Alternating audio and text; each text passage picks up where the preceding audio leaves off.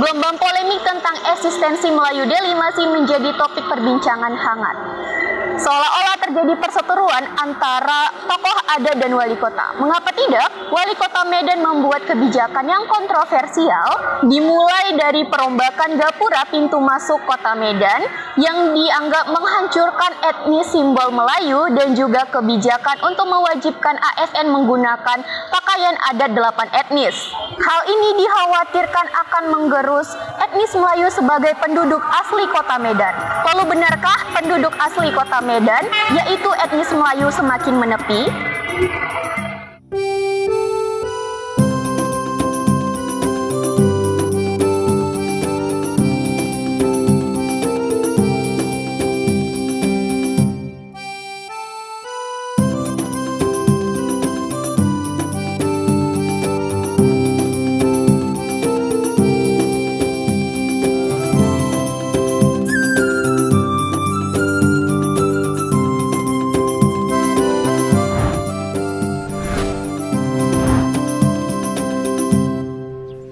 Inilah Istana Maimun, Istana Kesultanan Deli, tempat yang menyimpan nilai sejarah dan budaya Melayu yang sangat kental.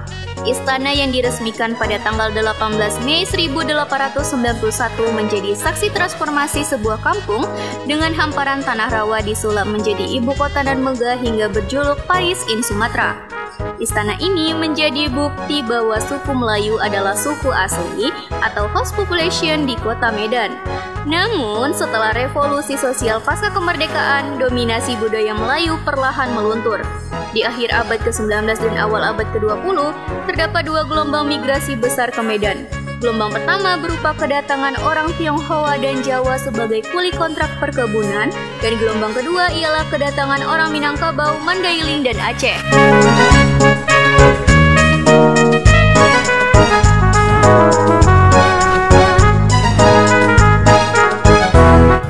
Medan sudah menjadi gelanggang pertempuran hidup dan mati orang Melayu yang demikian menarik, terutama mempertahankan etnisnya dari berbagai macam etnis yang masuk yang nantinya akan meningkatkan jumlah penduduk asli.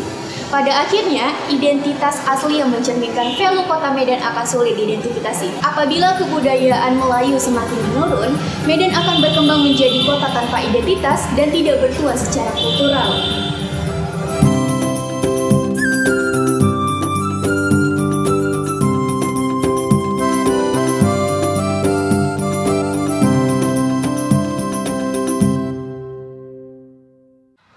Budaya Melayu merupakan salah satu kearifan lokal yang ada di kota Medan.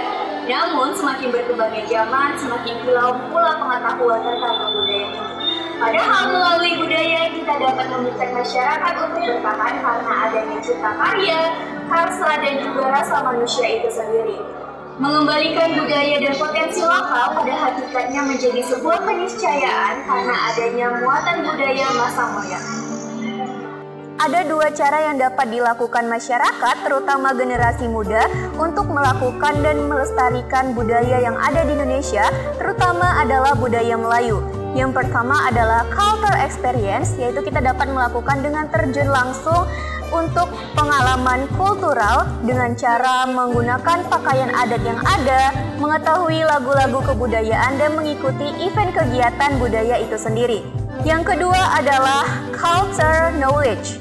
Jadi culture knowledge ini kita dapat membuat suatu pusat informasi dan merealisasikannya ke dalam banyak bentuk. Tujuan dari culture knowledge itu sendiri adalah kita dapat melakukan edukasi dan memberikan informasi kepada para masyarakat dan juga digunakan sebagai perkembangan di kota Medan itu sendiri, terutama digunakan sebagai kepariwisataan.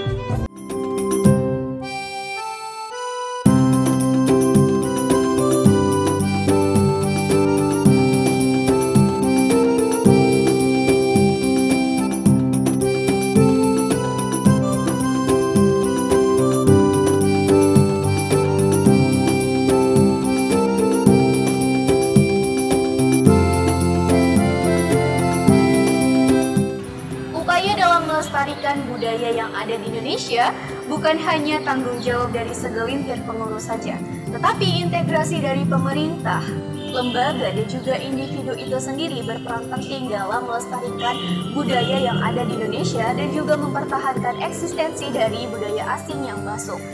Nah teman-teman, aku punya pantun. Lebah bukan sembarang lebah, lebah bersarang di pohon buah. Sudah tercatat dalam sejarah, rumpun Melayu bangsa bertuah.